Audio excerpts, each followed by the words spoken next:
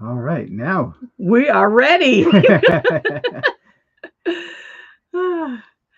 We are H&D Abroad. So, welcome to our Saturday Live.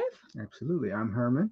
I'm Dee, and our channel is all about our desire to move abroad. We are sharing our journey with you, um, the research that we're doing, our plans, and the results of our scouting trips, as well as the community Right. that we're developing with people like you along the way that are sharing their journey, as well as just learning together and sharing together because this is a journey and we're just trying to find a place that feels like home. So, thank you and welcome. So, today we are talking about some stuff that we are doing while we are right here in the US. So, Those kinds of things that become practices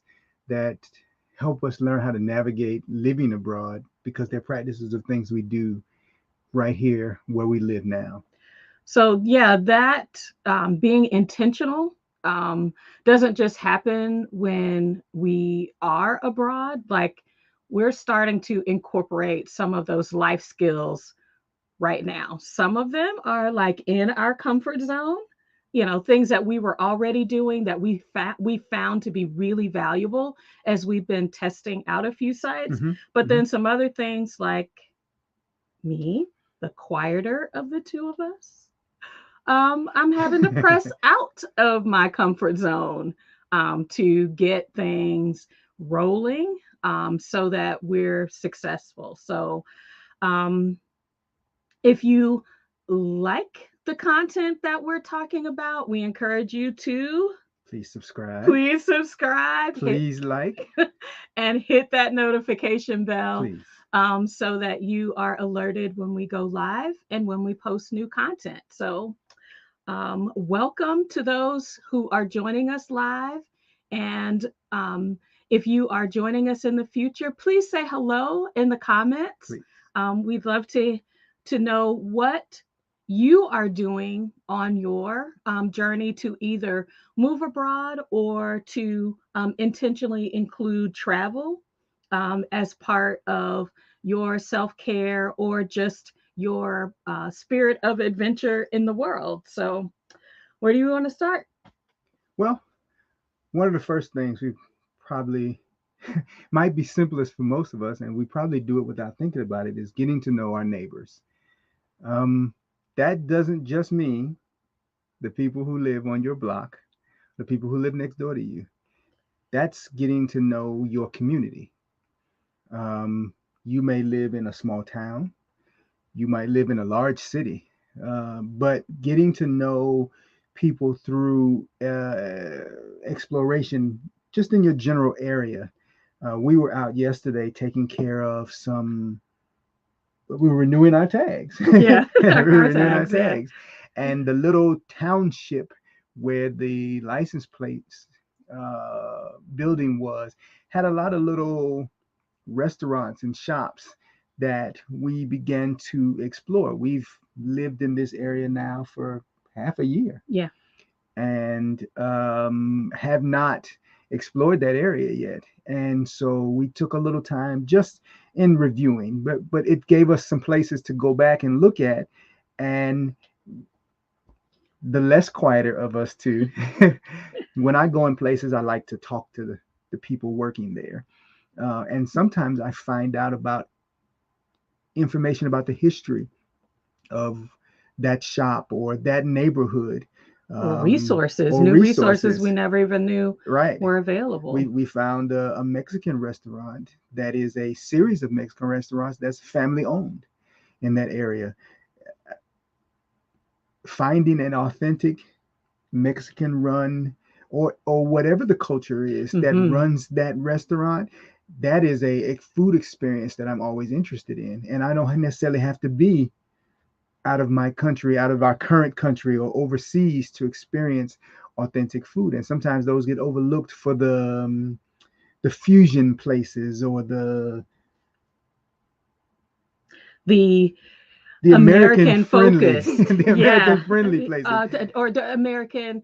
Well, when we say that, we're talking about the American palate. Right, So they right. are really trying to meet the taste expectations of American versus sitting deep within how um, their cultural traditions or even family traditions.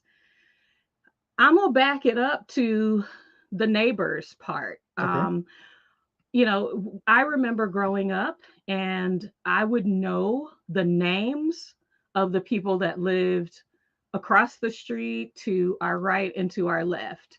And especially within American culture, or even I would almost say within Western culture, we're really becoming really individualistic. Like, I can drive into my neighborhood, drive into my garage, and never go outside. Hmm. And, to see myself as an independent, autonomous, you know, Hmm. um, uh, you know, being.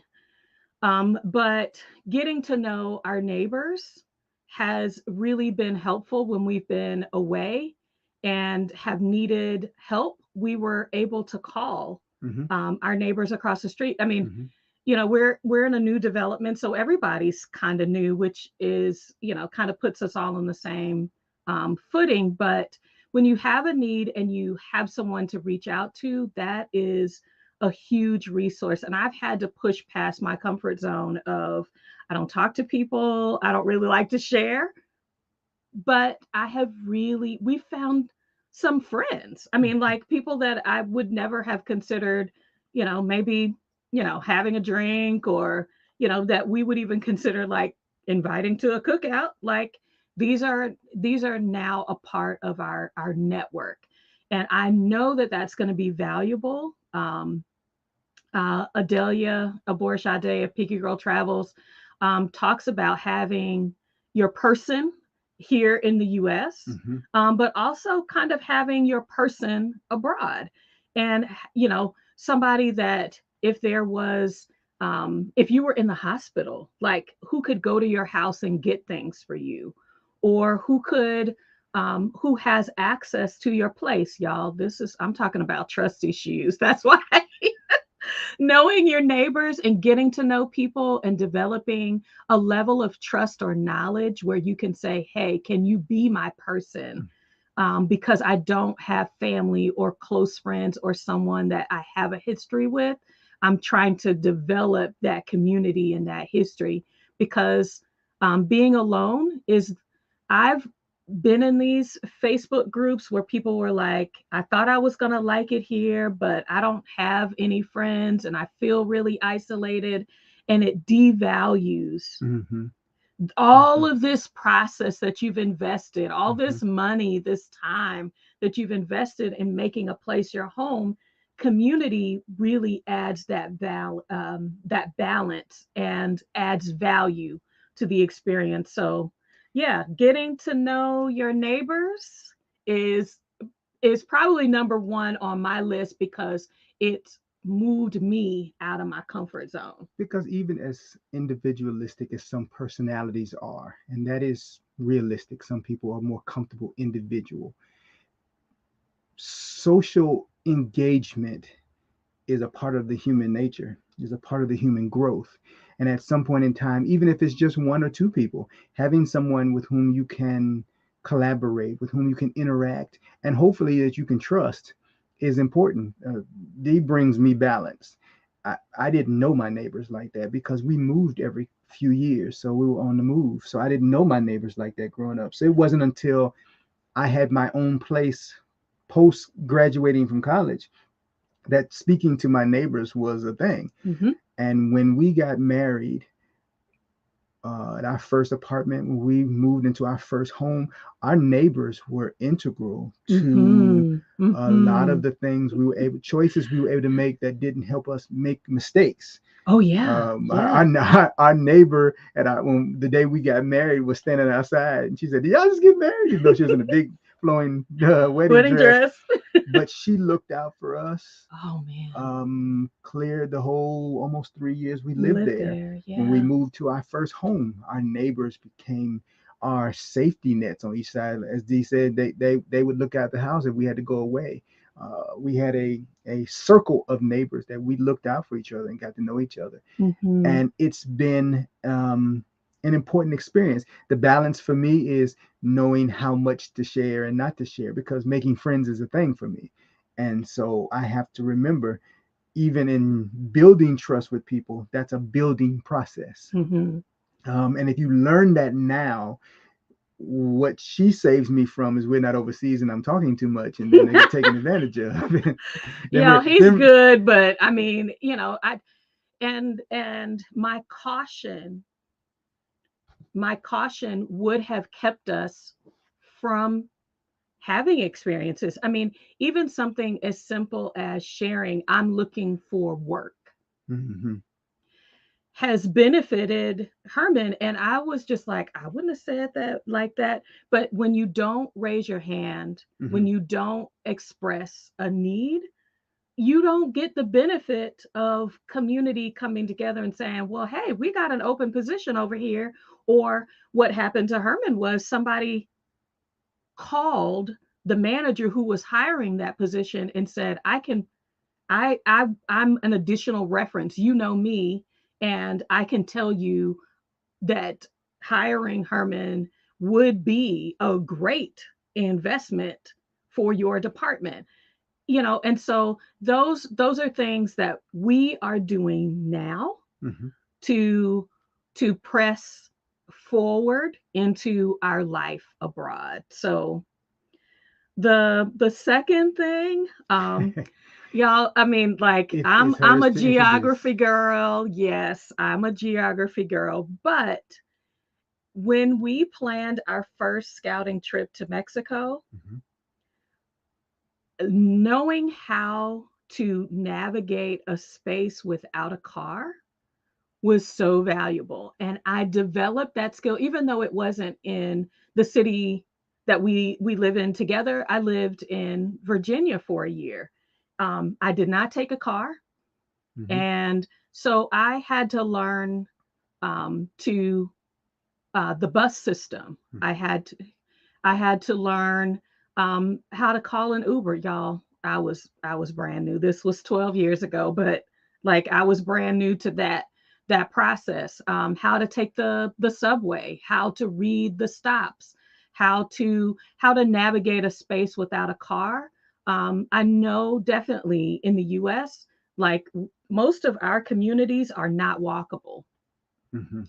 Um, and so having a car is literally a necessity if you're going to move between spaces, to really expand, things that you are a part of. But we are pretty rural Mhm. now. And so we have to jump in the car to do literally everything. And I need to be honest and say this is where I'm challenged.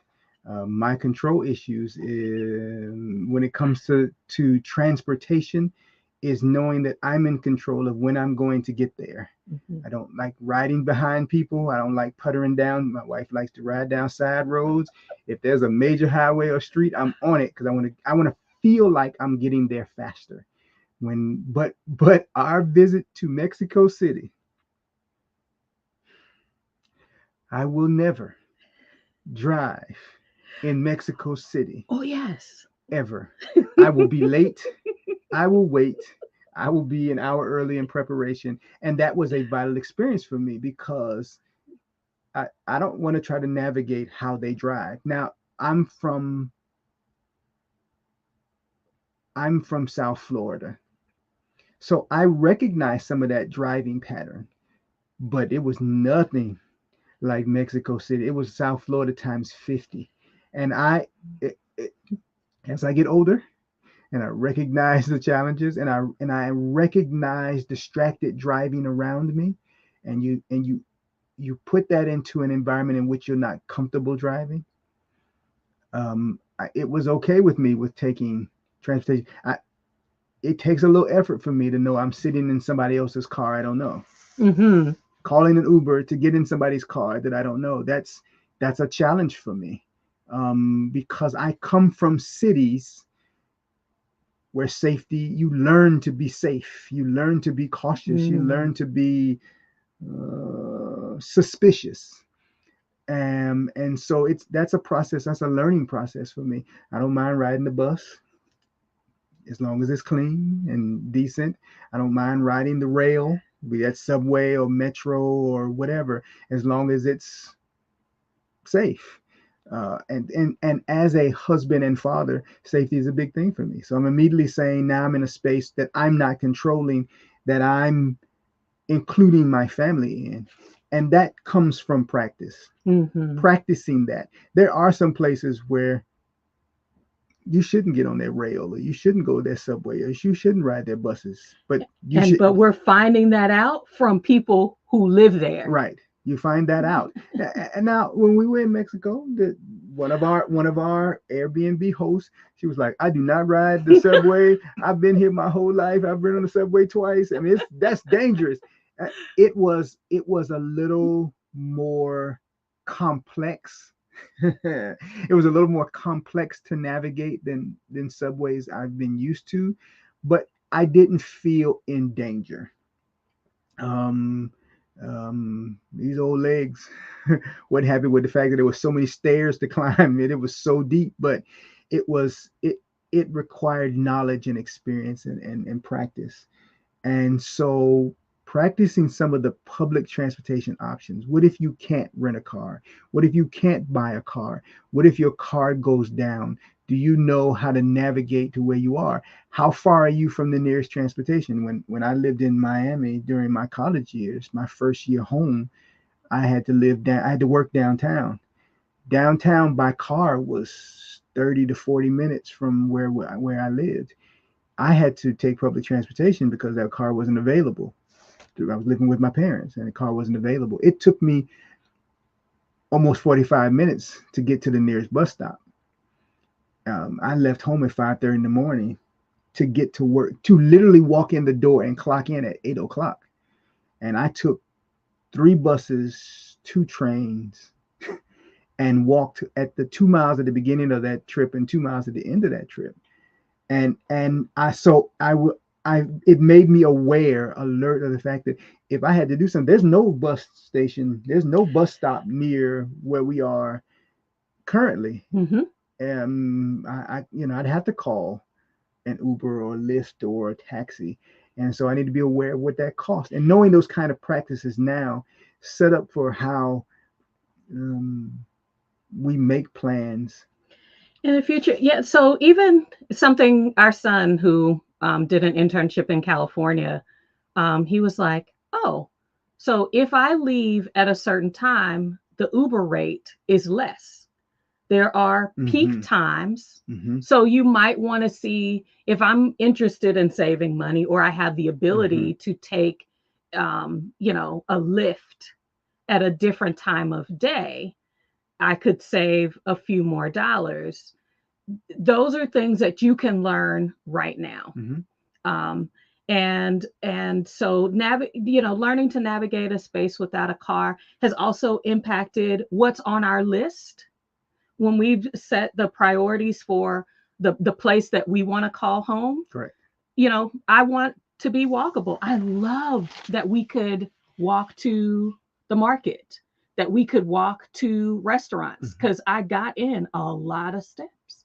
So, that was important to getting to know a city, but also getting um, it creates a level of independence where I don't have to depend on a vehicle. There's also a measure of intimate interaction that happens on foot. Hmm. Um, I'm a sightseer. I like to see. I like to go, and you miss some of that driving by. Oh, I'm going to come back to that place. Oh, I'm going to come back to that place. I found I'm looking. I found a set of 4 different chef's jackets because we were on foot passing the uniform store that I would not have seen Hmm. in a vehicle, even if I were riding passenger in an Uber. I would never have seen that place. Would never have seen that. We got to stop at a couple of great little food bite places. Yeah. because I said, "Do you smell that? Do you?" More than just, "Oh, there's the restaurant." You get to, and there's an intimate interaction. And on that same trip, um, I love to craft. Hmm. Hopefully, I can incorporate that into this channel in some kind of way. But it was on the walk to our restaurant where I was. I saw two ladies carrying yarn, and I was like, either they just did something, and somebody gave them some yarn, and I could tell that there was some kind of sale. So I started looking and found a yarn store that they do a community, um, a crochet and knitting. They crochet and knit together, and I was just like, I would never have seen this if we hadn't been walking. Now, I was too nervous to ask the ladies anything because I'm not confident in my Spanish. But imagine if I had tackled both of those, taken advantage of the walk, but had a little bit of language skills, how much broader that experience could have been. So, the first part is navigating a space without a car, but a close second, so a 2A Which is, to that is using a map. hmm So learning to use a map, and I've taken this skill for granted. My graduate dissertation was on literacy, and map reading skills are a struggle for a lot of people, hmm whether that is how to navigate, where you are on the subway line hmm and determining where you want to go, hmm being able to read a map to understand things like geography. This is at an elevation, which will impact the climate, the weather, if you're trying to move to somewhere that is warm, you might not want to to choose a place that is at a high elevation. But we're in watching some of these channels, I'm learning that sometimes the high elevation has something I don't like to deal with, and that's bugs. And so some of the lower elevations for places that I like some of the beach areas, not only would temperature like Merida would be an issue, but humidity because of where it's located. Everybody's talking about, hey, I want to go there, but what does the geography, the typography on a map tell me about the place where I'm living? And so, or even something as simple as how can I get there? Seeing people say, um, I'm going to go from Morocco to Spain by train tells me hmm you may not understand the geography of an area, but I know that there's the Strait of Gibraltar, and that we could take the ferry from, because we're going to Morocco. We could take the ferry from Morocco to Spain pretty cheaply. So understanding geography opens the possibilities and can help you make some choices or to understand what you're in proximity to. two challenges to that. One is an old challenge. It's classic to small towns, especially here in the South. It's classic to Black communities. Is go down to the first market, Oh, turn at the big sign. Those are not directions. What street is that on? It's down there at the big sign. There, if you live on streets that you've lived on for 50 years and you don't know the names of your streets, it might be not only hard to give directions, it might be hard to receive directions. If people have been driving up and down roads their whole lives. To add to that disability is Google. Google Maps is amazing. It's Google wonderful. Earth. Google Earth is amazing. Hmm. My oldest refuses to pay attention to where she is going because the map is going to tell her where to go and where to turn. What street did you turn on? What street are you on now? If she gets in trouble, she can't tell me where she is. That worries me. That concerns me. But I also realize that is the standard of driving. When our young people in the car with us, their face are in their phones because somebody else is driving. Because whenever they need to go somewhere, they'll just map it. Mm-hmm. But if the system goes down, which has happened, or you forget your phone, which does happen, or your battery runs out, do you know how to find your way? Do you know how to stop over at the gas station and say where I'm going? Where am I going? And if the gas station attendant says go down to Fifth and Main, turn left, go down to Sycamore, and turn right, and go down to. Do you have any idea where those streets are?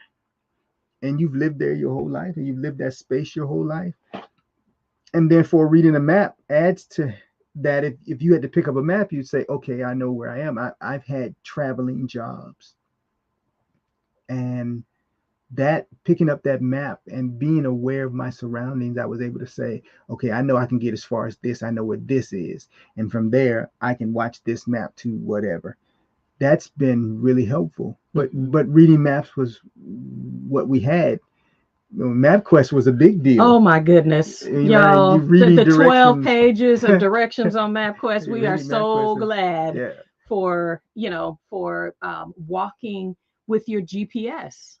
With Google Maps, you can do walking directions. So, um, there are things that look close together, but that cross a major highway. right. If you're doing those, if you're developing those skills while you're in country, then you have them Hmm.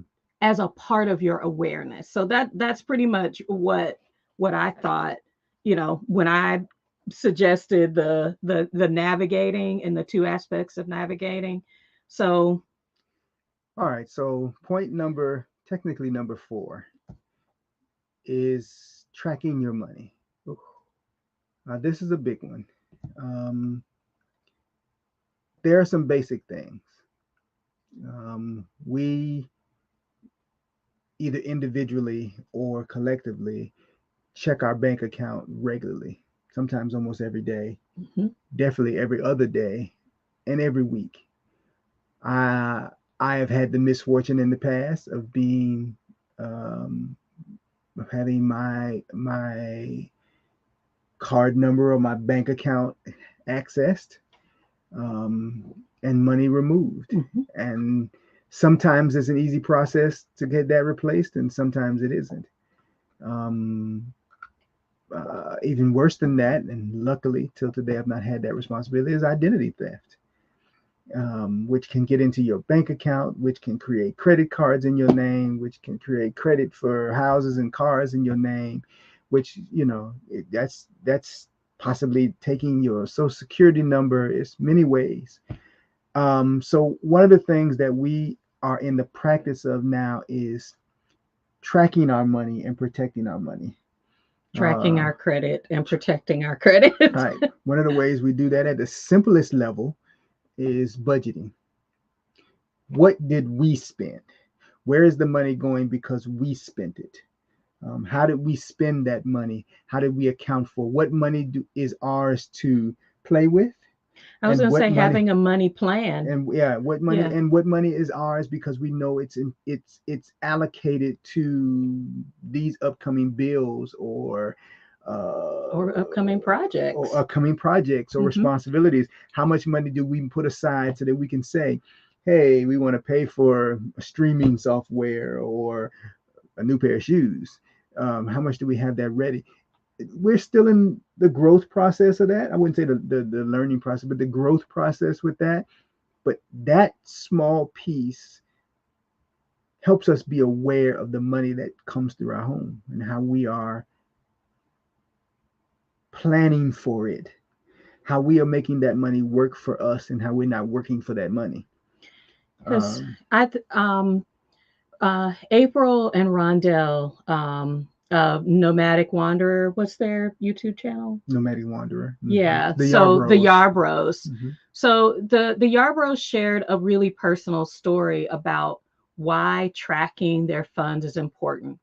Um, eh, Being able to either do long-term travel or moving abroad, we're dependent on money. Hmm. And even in our daily life, here in the US, we could probably make a few adjustments, but when you're abroad, it comes down to either I have it or I don't.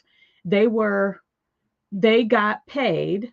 They knew when their paycheck was supposed to come in, and they were checking their account at an ATM and did not realize that there was a scheme happening at that ATM where people were pulling ATM numbers and pulling those swipe card, um, debit card transactions remotely. And so they dipped into their account like pretty deep, but they were able to take action early because they had been watching their account and noticed some irregularities. So, tracking your money means I know what's coming in, what's going out. I know when it needs to be ready to come in and go out, and I notice irregularities. Hmm. Noticing those irregularities can save you a bunch. But a lot of Absolutely. this is also about prevention. So one of the things that we will be doing that I've heard several people online share is before you leave, you can freeze your credit. So freezing your credit, you can freeze and unfreeze, but credit is not when you are abroad for things that you need in that other country is not based on US credit. So freezing your credit keeps things from happening that will impact your credit here because you never know when you're going to have to come back. Correct. But the other thing is checking our credit quarterly. Hmm. We use annualcreditreport.com. It has the major credit bureaus. You need to know what creditors are out there saying about you. You need to be tracking regularly. So once a quarter, um, I know that during the pandemic that they were allowing, they had taken off the cost associated so people were able to check their credits more often. But before the pandemic, we would just set up to once a quarter checking each of the credit bureaus to see if there was anything new, if things were rolling off, especially on our debt free journey. Correct. Um, so if you have benefited from tracking your money or have a story about identity theft that would help people to understand how valuable keeping track of things is, make sure you're putting that in the comments because people take a lot of these things for granted and they can have a ripple effect on things that you're able to do and how you're able to move in the world. So, tracking your money is definitely a life skill. Hmm. It is a life skill we Hmm. know Hmm. has paid off for us as we've paid down and paid off debt, and I know it's going to serve us in the future because even though things cost less, I know Rashida Dow talked about, and Adelia as well talked about, um, what is it called, income creep. Like our money is going to go a whole lot farther in a lot of different places, and you might not be aware of how much you're spending because of the conversion rate. You may Hmm. think, well, this is only $2, but you buy 12 of them, so you're really impacting your budget more than you're aware of. So that budget tracking is a skill we're currently using, and we know we're going to have to double down on when we move abroad. All right. Well, our next topic is Monitoring. monitoring the political environment, and start with where you live, where you're from. Are you paying attention? Do you have a ho hum attitude about politics? I understand that we are a politics is a hot button conversation these last several decades, actually. Especially in the US. It's here in the hmm U.S. and it is a um, it can be tough to to tap into conversations where you worry about whether or not somebody's going to get into an argument with you because you view things differently. Right. Some things I want to encourage.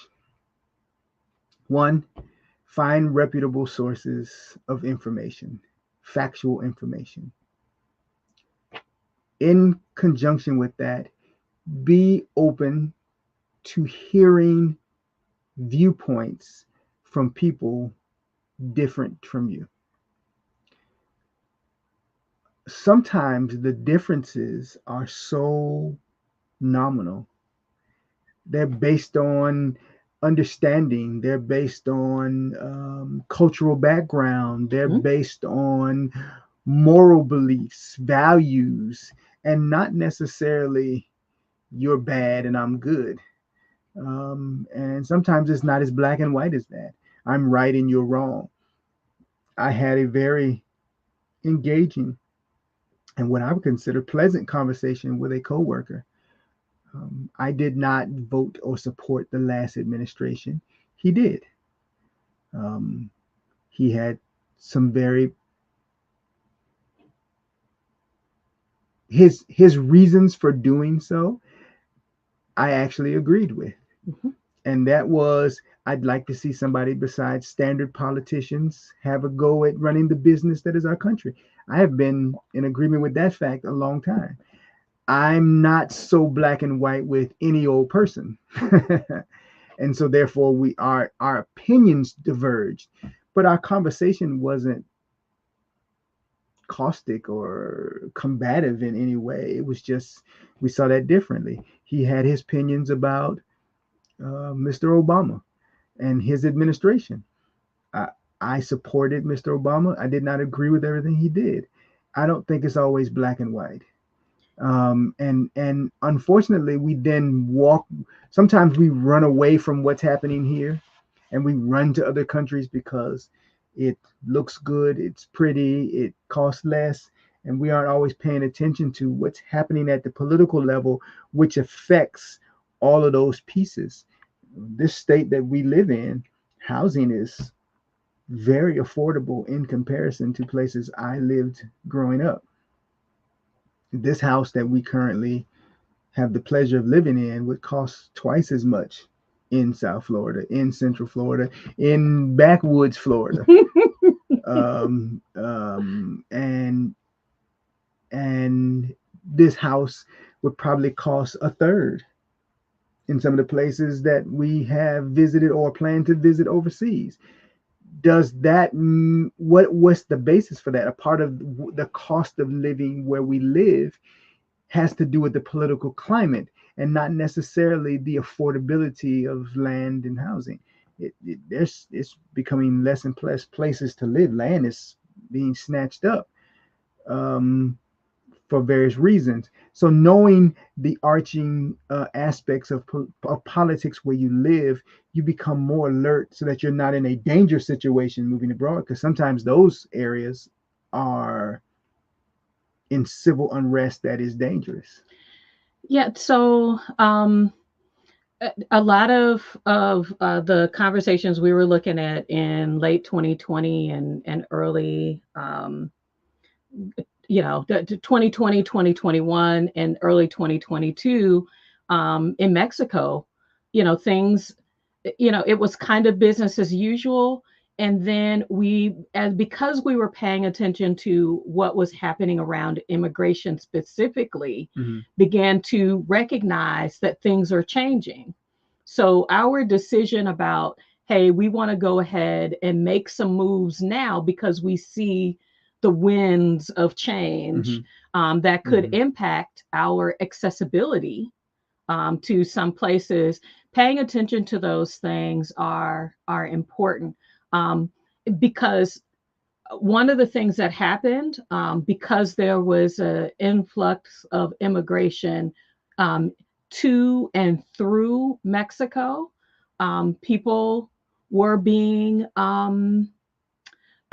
buses were being pulled over, and you had to present your passport, or your FMM card. And if you could not, then you were going to jail. Mm-hmm. Like understanding the political environment could have real life consequences. A potential governmental coup could have real life consequences. Are you watching Twitter? Are you paying attention to, YouTube? Are you in those groups on Facebook where people are sharing what they're seeing, what's happening in different parts of the country? Because just because it's over there doesn't necessarily mean it's not going to come over here. So just being aware of that from a safety perspective, opportunities, because of the pandemic, digital nomad visas, which is a completely new way of being in a country long term. Countries are looking for ways. And so, whether that's through investment, being able to get access to a visa to a country, or even citizenship that is way more accessible, paying attention to the political environment could have an impact on when, if, or should you, make certain moves, and what you should be doing to take care of yourself when you live abroad.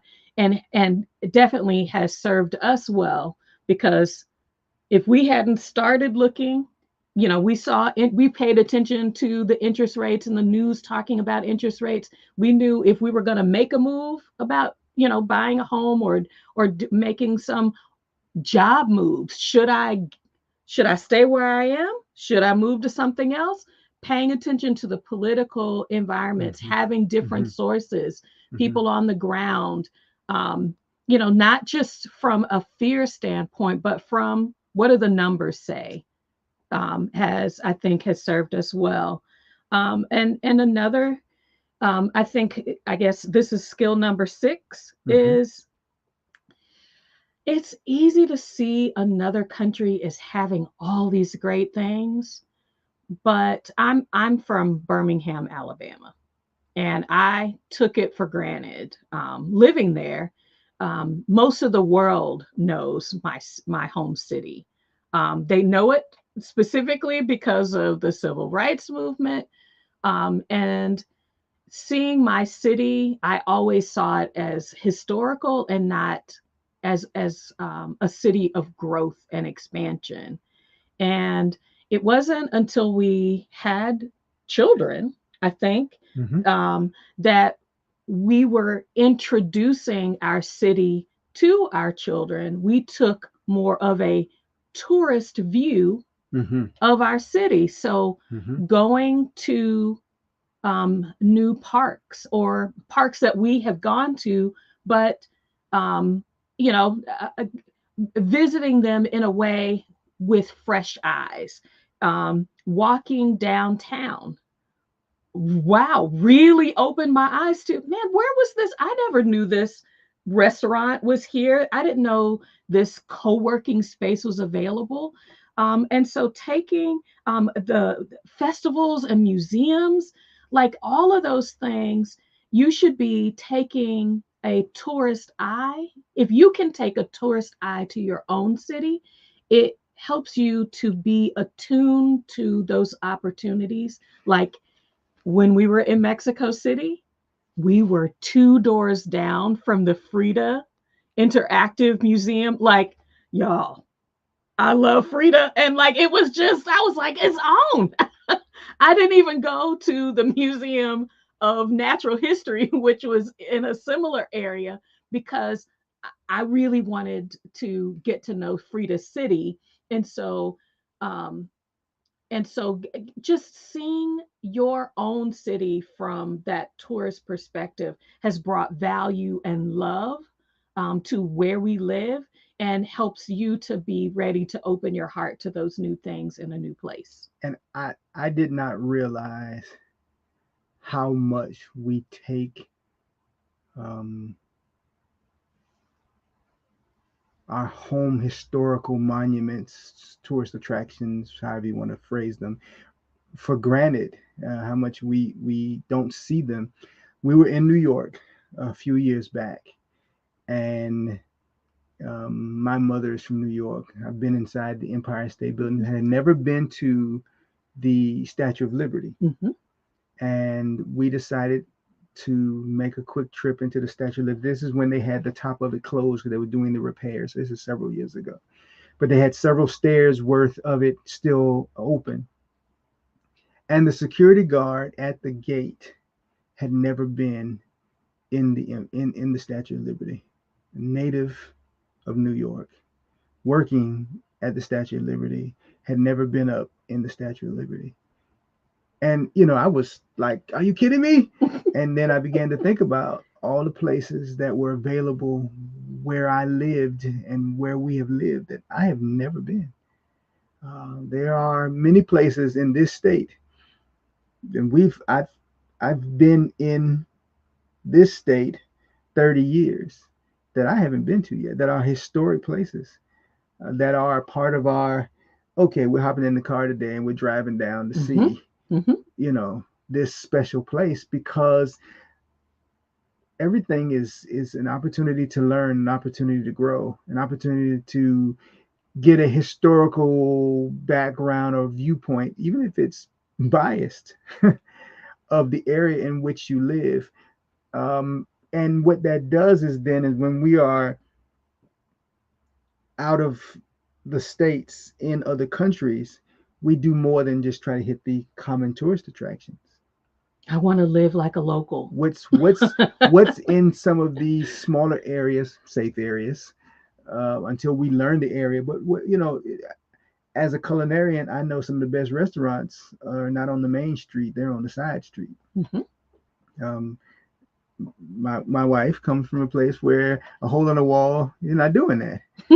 And I know the hole in the wall, the greasy spoon, the little diner, that place has master chefs working there, who never went to Culinary culinary school. school, who Mm-hmm. never, who live upstairs in the restaurant they cook in, or whatever. And some of the best food you're ever going to have is going to be out of a side cart on the road.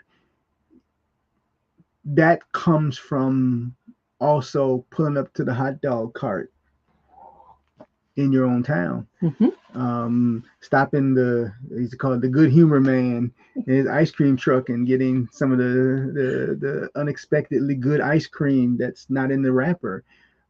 Just little things that you tend to overlook that might cost you a couple of dimes, but you're racing down to the local big place to get the big thing. And some of the best jewelers, they're the only employee, but they craft that jewelry themselves. And you miss those things. Again, it ties back into that being on foot when you're in the city. Uh, Getting to know the space in which you live, the city that you live, the state that you live in, the region that you live in, and getting on the road when you have a chance and drive to the next state. Yeah. I know people who live in their state who have never left their state. They've never crossed the state line. I know people who've never crossed much to the other side of the city that they live in. Um, Having done behavioral science work, I worked with young people on one side of town who had never been to the big mall on the other side of town. And it was a direct bus line, if you want to use that example again, it was a direct bus line from their house to the mall. So, I really want to encourage you to travel in the space in which you live, um, and see the world in that small space. Absolutely. The last one I think is obvious, y'all. If you're going to a place, especially if you've kind of narrowed it down, Mhm. and it's actually the process that I want to talk about is language. You can get up to speed on some language skills before you ever get on the ground. So, There are people who speak Mr. every language. Mr. Mr. H has taken many years of Spanish. Many Sad. years of Spanish in high school and college. I took French in high school and Spanish in college. Y'all, you talking about decades of reach back that will not help you. But what it does is it gives you a context for the language. Correct. It's helping us decide, well, it might make sense to choose X, Y, and Z country because there is a commonness to the language Mm-hmm. between those Mm-hmm. countries. But something that we were talking about in another Facebook group, and when we were on the ground in Puerto Vallarta, we joined the local Spanish language club. Mm-hmm. And what they were talking about was, Spanish is a very dynamic language, but it is spoken differently, not just within a country, sometimes even within a region. So we know that the Spanish that's spoken in Mexico is going to be similar, but slightly different than the Spanish that's spoken in Costa Rica Mm-hmm. than that is spoken in Spain. Mm-hmm. And so understanding those nuances has helped us, you know we're okay. I get access to Rosetta Stone through my job as a benefit. If you'd like to know more about how I'm leveraging my HR benefits, my benefit package with work, put it in the comments, because I'm really seeing how those access points is helping me. That it can help me with my work, but it's also helping me get ready for my move abroad. But y'all, what we found out was you can actually get a tutor that's from the region where you're going to live. And Mm-hmm. that was really eye opening. So, whether it's Duolingo or Rosetta Stone or all of the myriad things that you can use for developing vocabularies, and increasing just your general knowledge of the language. Getting with a native speaker Mm-hmm. is valuable, and getting with a native speaker that's in the country where you're going to potentially live is are two things of value around language that I think are life skills that, hey, I don't have to wait to talk to the locals. I can get a tutor at a really inexpensive. Tandem is something that I'm using as an app that is at no cost, where someone wants to learn my native language and I want to learn theirs. And so we are in a barter relationship where we're going to have just basic conversation. We can say what we want to talk about, and then learn how to use the language more appropriately. What I learned from all those years of Spanish classes is that I need community. I, um, there are people who pick up language. Just I got it. It made sense. I recognize words. I recognize sentences. I don't always understand the flow of conversation. Mm. So I am learning that I have to find a community in which I can have conversation, in which they can help me understand why and how the conversation flows that way. So my research is in that vein, because even though I could take Duolingo and repeat the words, and I don't think that my ability to repeat words is lacking. I don't think my ability to identify words is lacking. I want to be able to say, I understood that whole sentence and I can respond with a sentence, Mhm. instead of just going baños because I need to go to the bathroom, or, But that was, tell how that was that was helpful, very helpful. because we Yeah. knew how to say baños, Yeah. but But but M usually stands for male and F in for female, but that's not the case. And luckily, listening to her classes, I yeah, mujeres. yeah, and hombre, Yes, made a lot of sense. because there wasn't always a male and female picture sign on the wall, on the Hmm. door. So little things like that. I want to be conversational. So I'm exploring the language aspect from a potential group setting, um, with someone who can help me listen for more. As when I was a kid, it was called context clues, until I learned how to be more comfortable, holding a conversation. So Um, and like I shared about my example about the seeing the two ladies with the yarn, y'all, my confidence was so low. I was like, I what do I say? What do I say? I don't want to miss opportunities to really engage the place and really integrate myself. And so learning the language is is high on my priority because I want to be able to move within the space. I want to be able to engage with the people who live there and not some I was saying I thought it was disrespectful to ask. The first question to ask was, do you do speak you English? speak English? Like, I don't even want to go there.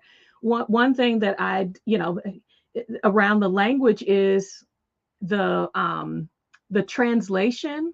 No, most phones, or you can download the Google Translate, which allows you to speak and it be written in the text of the language of the person that you want to speak to. And when they speak in, it translates it to English. Maybe not exactly, but it's close enough. But what we found was we were in the subway. Mhm. I could read the subway signs, but wanted to confirm. And what happened was because I did not spend enough time understanding, someone led us out of the way versus getting the help I actually Mhm. needed. And so I don't want to miss those opportunities. And so taking advantage of the language practice as well as the language instruction before we leave is a part of our strategy. Using what I call universal sign language, point, whole, wave. It has its limits. It, It it, does. it can be helpful, but that pointing let us completely out Out of of the the station, way. out of the Yeah. way, because what she perceived and what I perceived were similar, but were just different enough to not be correct. Hmm. And we had to make a lot of changes because there was no way to double back Yeah. from the help she gave. She was very helpful, but just didn't give us the help we were asking for or Attempting to attempting to communicate. communicate. Hmm. So, learning the language, being mindful of where am I going and how do I practice working on it. I think most countries recognize that you are an American, they are a foreigner wherever you're Hmm. from, and they recognize that you may not fully have a grasp on the language, especially if you're respectful about trying to be mindful and not, you don't speak my language, so I'm upset with you. Give me somebody else. If they recognize you're being respectful, a lot of times they will try to help you. There are some people who say, "You don't speak my language, I'm not talking to you." So we walked up to a couple of people, they were like, "No, I don't speak No. English," and walked off. Yeah. Or, "You don't speak Spanish, I can help you," walked off. That's human nature.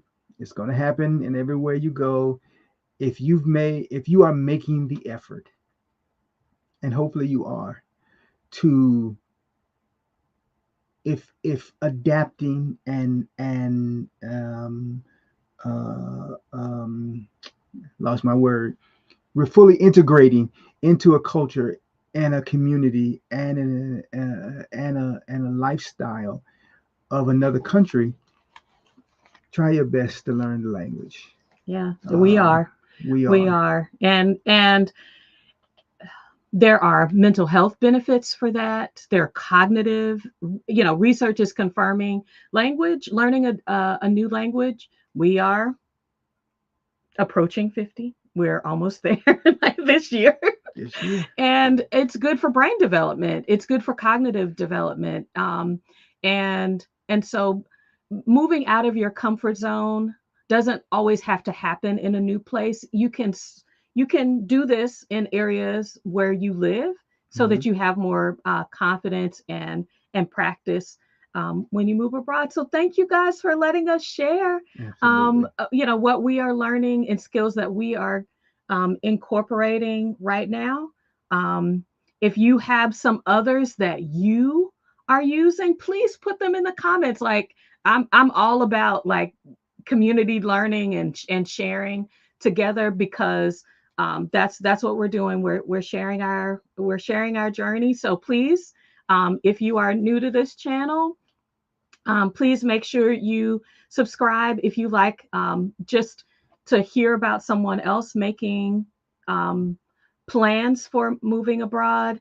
Hit that like button on um, and the notification bell because And we are going live on Tuesday because it's Dee Dee's day. It's Tuesday. I go live twice a month. I'm going to be talking to Tracy Collins.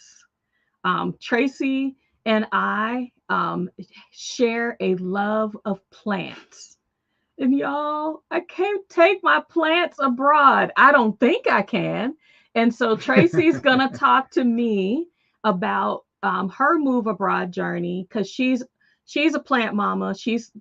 And her process for getting ready for either long-term travel, 2 weeks or more can, kind of be heavy hitters on a mhm. plant. And what she's going to do is she's planning to move abroad permanently. So join me on Tuesday at 5 p.m. Central. We'll be live with Tracy Collins. So Please share our page with others. yeah, Fact of the matter is, we want to build subscribers, and a part of absolutely. that is sharing. And sharing is not just beneficial to us in that it's also sharing to help us find people who can help us grow. Hello, I believe in Jesus Christ. Good to That's see you. right. Hey, Please subscribe to our page. Please watch our videos, like them, give us feedback, give us suggestions. If there's topics that you're interested in, please let us know. We really would love to continue to grow in this experience. This is about us learning absolutely. with you as we make our plans to move abroad. I'm Herman, I'm Dee, and we and hope we'll to see see you you soon. soon. See you next Saturday. Thanks. Bye.